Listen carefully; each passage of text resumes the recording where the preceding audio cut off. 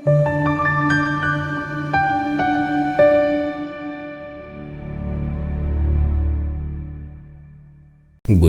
ukukhuluma nawe igama kuPastor Ningi iChallenge Flick esicela kuwena nokubalekile ukuthi inamba uyisenze kuphela uma ungumlandeli wale channel ngoba lokho kwenza ukuthi kube lula uma sixhumana nawe sikhuluma ngoba usukuyazi imigudu efonini ilandele futhi inamba isenze kuphela kuso9 ekseni la 5 ntambama uyisebenzisa kuphela kuma calls ufona ungawusebenzisa uWhatsApp ungacela ngoWhatsApp ungasenda ama-SMSs.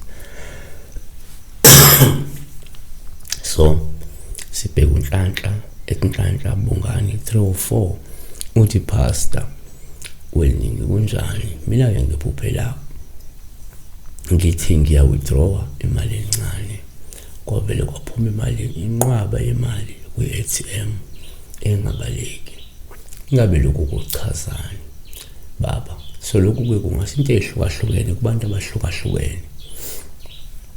Number 1, uma uphupha nje imali sikuthatha nje ngophawu oluhle uma iningi iphuma lapha emshinini ngoba lokhu kukhomba lenhlanhla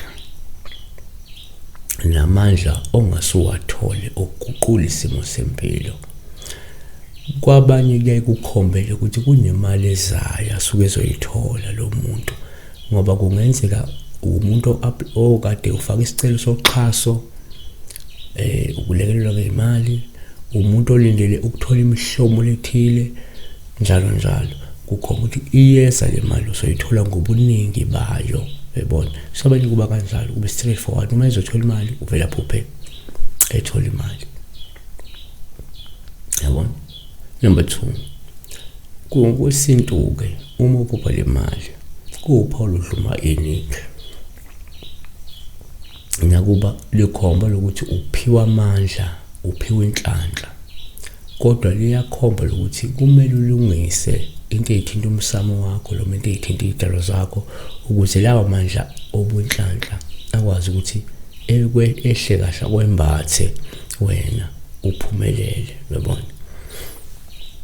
3, kwesinye isikhathi uma uphupha imali kuwuphawu oluye lube lubeke uma iningi kwabanye ngoba liyakhomba ukuthi kungenzeka isimo salo muntu salezimali sibi kodwa unalo ithemba nesifiso sokuba nemali. Angiphinde.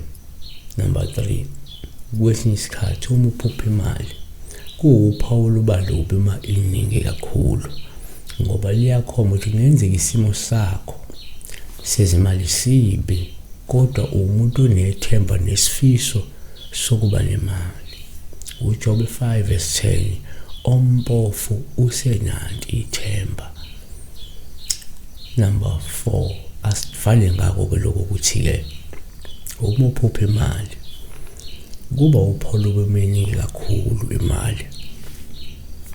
Kwabanye livela ngoba lo muntu ushayeke kakhulu ngakweze imali noma ke esuke ezoshayeka kakhulu ngakweze imali futhi isikhathi thina liyelo vele kumuntu broke, very broke, noma someone who might be broke financially esibonile imali eningi kanti the person is going through financial difficulties, is going through financial constraints yabona.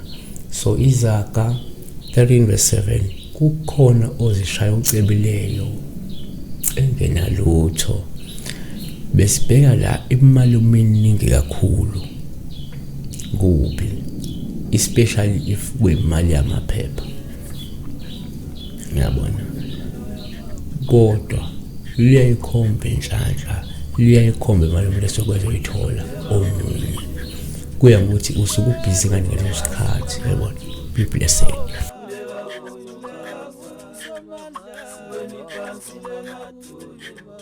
Kulela kuyo Jesu